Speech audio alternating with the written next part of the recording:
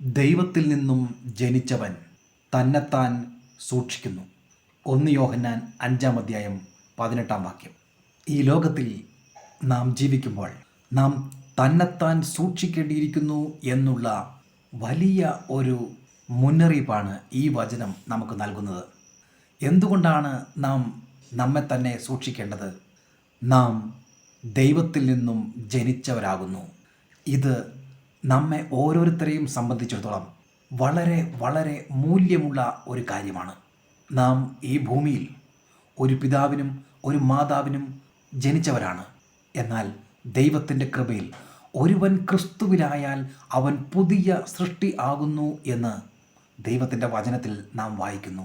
ജനിക്കുക എന്ന പ്രയോഗമല്ല, പുതിയ സൃഷ്ടി എന്ന വാക്കാണ് നാം അവിടെ കാണുന്നത്. ആദിയിൽ മനുഷ്യനെ സൃഷ്ടിച്ചതുപോലെ ഇവിടെ ഇതാ നമ്മെ ഓരോരുത്തരെയും ക്രിസ്തുവിൽ പുതിയ സൃഷ്ടിയാക്കുകയാണ്. എത്ര വലിയ ഒരു ഭാഗ്യ പദവിയാണ് നമുക്ക് ഓരോരുത്തർക്കും ലഭിച്ചിരിക്കുന്നത് എന്ന് നാം ചിന്തിച്ചു നോക്കേണ്ടിയിരിക്കുന്നു. നമ്മുടെ ജീവിതത്തെ പിന്നോട്ട് വലിക്കുവാൻ നമ്മുടെ ആദ്യ ജനനം വലിയ ഒരു പങ്ക് വഹിക്കുന്നുണ്ട്. ഞാൻ ആ ചെറിയ നാട്ടിലാണ് ജനിച്ചത്.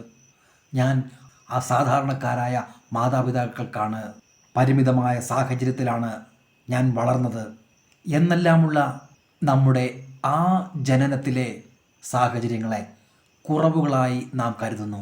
ജനിച്ചപ്പോൾ മുതൽ ഇന്നുവരെയുള്ള ഓരോരോ സംഭവങ്ങളും അതുണ്ടാക്കിയ മുറിവുകളും ആനന്ദവും എല്ലാം നമ്മുടെ ഹൃദയത്തിൻ്റെ പലകകളിൽ കോറി വരയ്ക്കപ്പെട്ടിരിക്കുകയാണ്. ഒരു കോട്ട പോലെ നമ്മുടെ മനസ്സിൽ ഇവ നമ്മുടെ മുന്നോട്ടുള്ള ജീവിതത്തിൻ്റെ ഉയർച്ചയെ തടയുകയാണ്. നാം ഈ വിധത്തിൽ മനസ്സിൽ കെട്ടിപ്പൊക്കിയ വിഗ്രഹങ്ങൾ ദൈവത്തിന് വെറുപ്പാവുകയാണ്. ഇപ്പോൾ ക്രിസ്തുയേശുവിൽ ജനിച്ചിരിക്കുന്നവരായ നാം ഈ പ്രതികൂലമായ ചിന്തകളെയും ഈ വിചാരങ്ങളെയും ക്രിസ്തുയേശുവിനായി പിടിച്ചടക്കി മുമ്പോട്ടുള്ള ജീവിതത്തിൽ യാത്ര ചെയ്യേണ്ടവരാണ്. അവൻ സത്യദൈവവും നിത്യജീവനും ആകുന്നു. കുഞ്ഞുങ്ങളെ, വിഗ്രഹത്തോട് അകന്ന് സൂക്ഷിച്ചുകൊള്ളുവിൻ എന്ന് യോഹന്നാൻ നമ്മെ ഓർമ്മപ്പെടുത്തുകയാണ്. പുതിയ നിയമത്തിൽ വിഗ്രഹങ്ങളെ വിട്ട് ഓടുവാൻ നമ്മോട് ആഹ്വാനം ചെയ്യുകയാണ്.